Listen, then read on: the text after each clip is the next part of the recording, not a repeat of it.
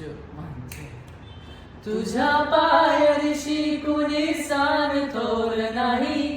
साध सुद्या काळजाची तुझ्या कानी जाई, तरी देवा शरण यो भोग कशा पायी, हरवली वाट दिशा अंधाराला दाई, भावाळून उधाळतो जीव माय बापा, वन वायो उरी पेटला, खेळ मांडला, खेळ मांडला, खेळ मांडला देवा, खेळ मांडला. सांडली गारीत भात घेतला बसा तुझा, तूच वाट दाखव ग भेळ मांडला,